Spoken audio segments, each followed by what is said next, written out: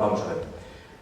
Nos consta que todos os veciños da zona por onde se vai a levar, pois, onde se vai a colocar o saneamento de Tameiga, que se vai a conectar a rede de colectores do Louro, están a favor desta obra. Hai moitísimos anos que vimos esperando por esta obra. De feito, agora, gracias, bueno, está parado, ao final é un desastre, pero ca oportunidade da obra da remodelación da autovía, pois podemos conectar por esa zona o saneamento de Tameiga ca rede do Louro.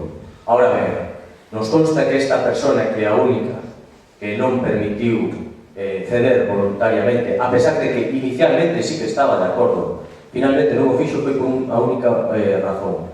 Foi polo atropello ás súas propiedades privadas en outra zona, concretamente na súa vivenda. Isto xa o relatamos aquí cando se truxo a pleno a aprobación inicial.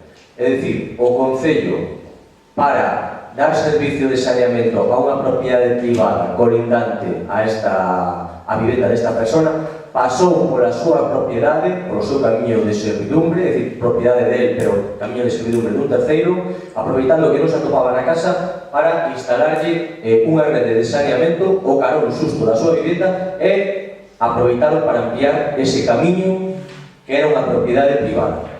Esta persona únicamente se opuxo a estas, non cedeu voluntariamente, e se opuxo, esperando a que o Concello lle dese unha solución a esa vía de feito que tomou polas bravas a contar co seu consentimento. De feito, a día de hoxe está buscando unha solución.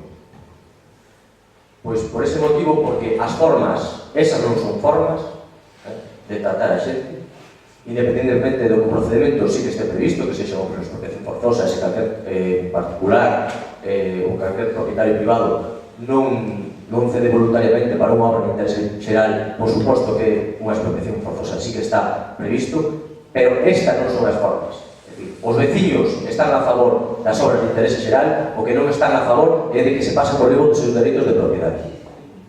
E aínda de hoxe esperamos que o Concello lle dé unha... se disculpe con esta persona e lle busque unha solución ao problema que se lle fixo desde o goberno municipal do PP. Hola, buen día. Bueno, o resto dos componentes de Benamor vamos a estarnos nesta votación. É certo que estamos a favor da senda do río Louro, pero como xa se dixo, as formas que usou o PP empregando a súa maioría absoluta como sendo unha xestión irresponsable desta senda, non informando nin os veciños de maneira oportuna, nin a propia oposición. Xa falamos no anterior pleno, cando se tuvo unha reunión con parte dos veciños, intentando facer un acordo con eles, xa que este proxecto se presentou no mes de outubro na Confederación Hidrográfica, cando non se tiña ni siquiera nin as parcelas acordadas para a cesión de poder executar esta senda do Louro. Tamén é certo que os muitos veciños que presentaron unhas alegacións, decir que non hai catro persoas que están en contra, como se dixo nese pleno anterior. Hai un escrito presentado no Concello onde asinan 9 persoas que están afectados por esta senda.